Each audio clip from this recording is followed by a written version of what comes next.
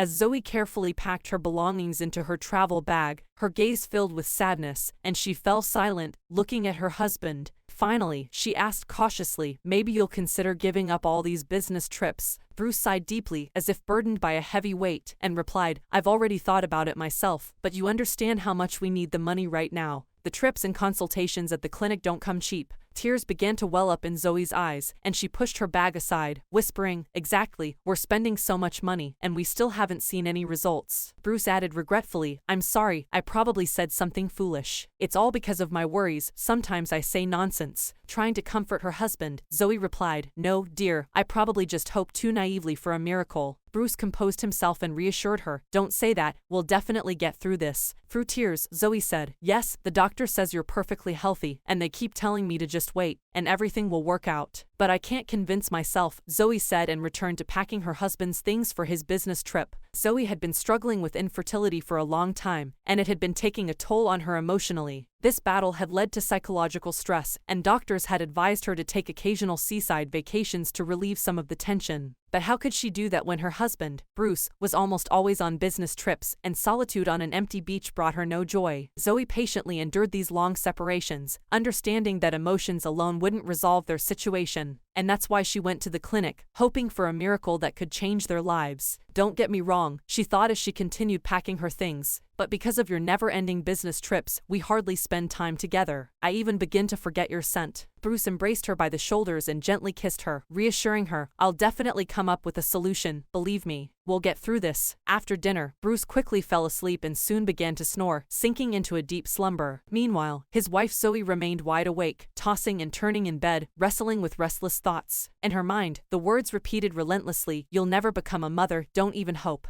These words pierced her soul, inflicting deep wounds. Sometimes, in such moments, Zoe felt the desire to simply leave everything behind and escape the situation. But wherever she might go, wherever she might be, she knew that her home was the only place where she was truly awaited and needed. Unanswered questions swirled in Zoe's mind, and only one of them seemed clear. Only her husband Bruce loved her with such passion that his attention warmed her heart. For some reason, the rest of their family and loved ones kept their distance. They rarely called and seldom visited, leaving Zoe alone with her somber thoughts. The story of this woman grew even darker, considering that a year ago, her parents had died under mysterious circumstances. Their lifeless bodies were found in the city park, and the investigation had been ongoing for 3 months. However, even after the investigators' efforts, the case had noticeably stalled and appeared to be at a dead end. For Zoe, this was a heavy burden, and she tirelessly visited all possible doors at the prosecutor's office but, unfortunately, couldn't achieve justice. This also had a significant impact on her mental state, and she spent a week in deep depression. Once again, it was only her husband, Bruce, who managed to bring her back to a normal life and help her cope with this heavy load.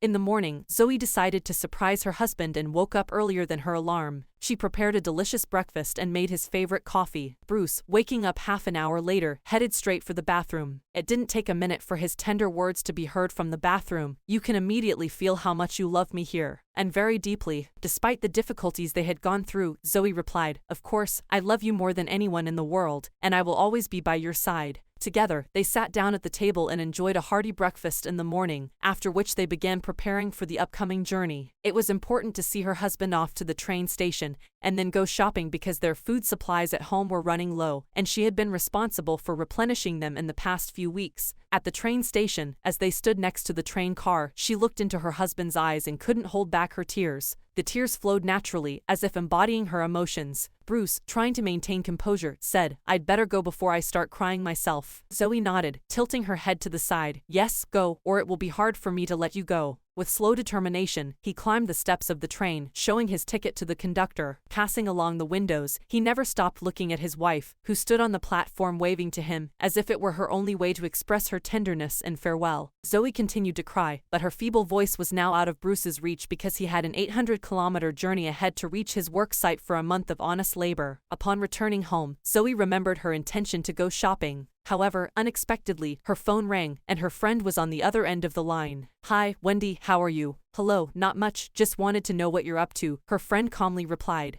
"I was planning to go to the shopping center. Is it urgent?" Zoe asked. "No, not really, just thought I'd ask. Mind if I come over? It's been a while since we've seen each other," Wendy suggested. Sure, I'll be waiting, Zoe replied confidently but somewhat lackluster. She understood that her friend was feeling bored and had offered to meet. She'd likely bring a bottle, so they could have a drink, and Zoe didn't want to offend her. Glancing at the refrigerator once more, Zoe sighed heavily and whispered, "It's bearable for now. I'll go shopping next time." 40 minutes later, Wendy arrived, but she didn't have a bottle in her hands. Instead, she brought a magnificent cake. "I'm sorry, I couldn't resist," she said. "Well, at least it's not alcohol." Zoe waved her hand. "To be honest, I wasn't really in the mood to drink. I didn't plan to buy any either." Zoe rounded her eyes as she replied. Wendy said, "I need sweets right now, especially in your condition." "What do you mean?" Zoe asked in surprise. "I could hear it in your voice on the phone," Wendy explained. "I see, you don't have to explain further," Zoe nodded. Cutting the cake into several slices, the friends placed them on plates. The kettle started to boil, and instead of coffee, Zoe offered green tea. Wendy agreed, even though she didn't quite understand how it could pair with cake. "Did he leave today?" "Yes, I saw him off today," Zoe replied, and tears once again betrayed her, flowing from her eyes. "Come on, calm down, he's not in a labor camp, and, in general, be a strong woman," Wendy attempted to reassure her. "I'm trying, but it's not working," Zoe said, wiping away her tears. "Pull yourself together and have some tea with cake. By the way, I've heard that green tea can help with depression." "Yes, it's calming," Zoe agreed. "Well, that's good, then enjoy it and wipe away those tears," Wendy ordered. "What about the clinic? Any improvements?" "Nothing good. The doctor makes promises, but I don't believe him. Sometimes it seems like he's just trying to earn his money. He doesn't want to lose clients, so he talks nonsense." "Listen, have you and Bruce considered any alternative options?" Wendy cautiously asked.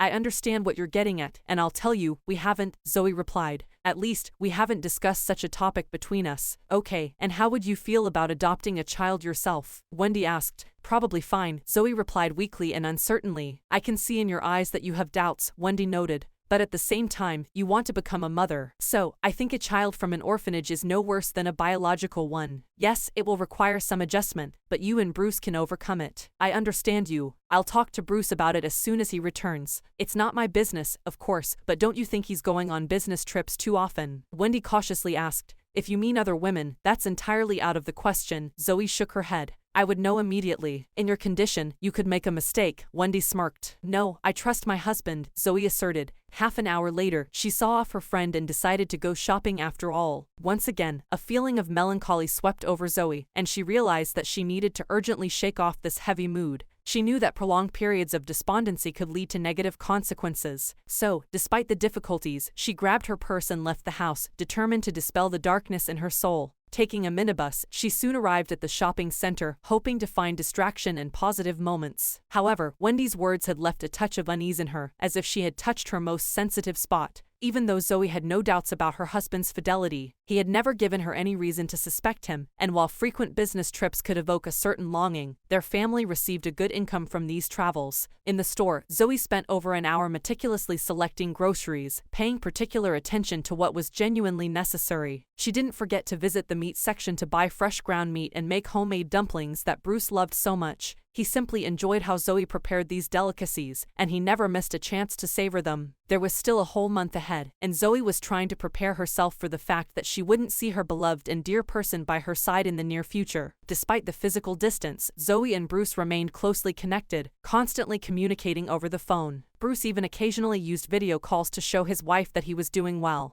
The separation only strengthened their relationship, and Zoe was well aware of this, so she calmly let her husband go on business trips, fully trusting him. However, upon Bruce's return, she would always carefully check his things, not out of jealousy but rather just in case. Bruce knew that his wife trusted him, and he didn't consider it excessive. Sometimes, jokingly, he would tease her with phrases like, "I'll bring my mistress right in my pocket." Zoe always took his jokes with a smile.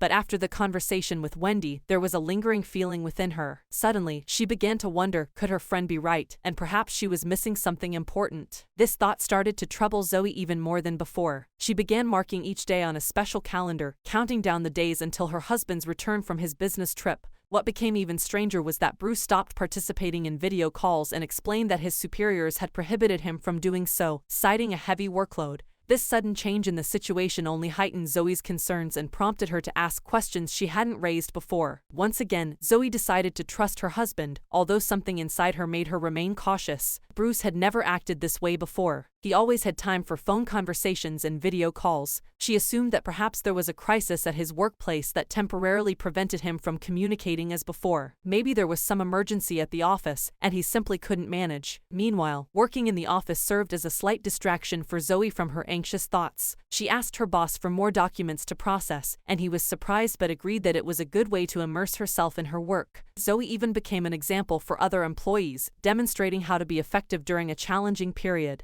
Days passed one after the other, and there was only a week left until Zoe could finally meet her husband and hopefully address all her doubts and concerns. However, this time Bruce returned home earlier than planned. Zoe was at work when he called her, saying, "Darling, I'm already home. Sorry for not informing you." Zoe received this news with excitement and asked, "What happened? Why so suddenly?" Bruce responded evasively, saying, "I'll explain everything when you get home from work." Zoe agreed and mentioned that she would be home soon. An hour later, returning to their apartment, Zoe sensed tension in the air. Her initial thoughts were that her husband was hiding something and reluctant to come clean. However, Bruce emerged from the kitchen and asked about her day. She replied that it was like any other day. Zoe couldn't help but notice that her husband was acting strangely, and something was bothering him. Bruce, with a guilty look, said, "There's something I need to talk to you about, something serious." Zoe, contemplative and somewhat anxious, uttered, "It seems like Wendy was right." Bruce looked at her with confusion and asked what she meant. Zoe responded, "Just some thoughts." "So, what did you want to tell me?" Bruce began, albeit with hesitation. "I don't even know where to start, but I'll try. You see, dear, it seemed to me that all was lost, and everything somehow just happened on its own. Have you had another woman, or do you still have one?" With those words, Zoe looked at her husband, waiting for an answer that could potentially change their relationship forever. Bruce replied, "There was, but not anymore." Zoe startled and asked, "What, did you fall out of love with each other?" However, her husband's response was sudden and shocking. "No, she passed away," Bruce said, bowing his head and sitting down in a chair, tears streaming down his face. "Forgive me, my love, I'm sorry for what I've done to you. But I couldn't abandon the child, he's innocent." With alarm in her voice, Zoe asked, "What other child?"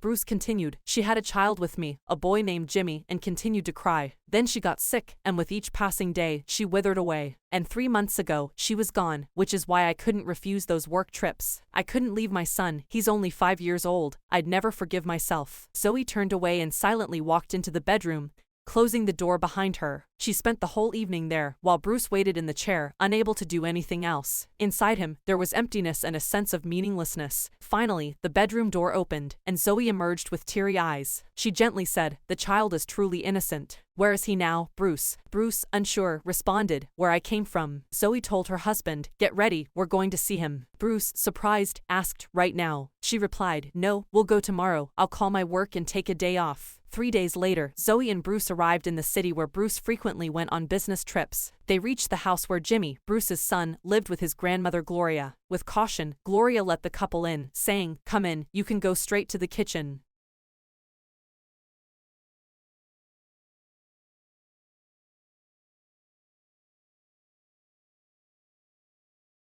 Jimmy has no close relatives left. What will happen to me, and where will I go? Zoe, with a quiver in her voice, said, "But he's your grandson." Gloria responded with a smile, "I will visit him if you don't mind." Zoe agreed, "Of course, we will always be happy to have you." Jimmy reacted to the news calmly and without fear. He knew his father and wasn't afraid of moving, seeing it as an opportunity to be with his parents. Bruce successfully resolved all the paperwork related to reuniting with his son, and soon they returned to their new home. Initially, Zoe had to adjust to the boy who had become part of their family, but gradually, maternal instincts awakened within her. She loved Jimmy as her own son and cared for him as if he were her own. Step by step, Zoe forgave her husband for his past mistakes, including infidelity, and they began to build a new family life. Bruce no longer went on business trips and found a good, high-paying job in the city to be close to his family. Fate smiled upon Zoe, giving her the opportunity to become a true mother, even though Jimmy was not her biological child. She found joy and meaning in life, taking care of the boy and building a happy future for their new family.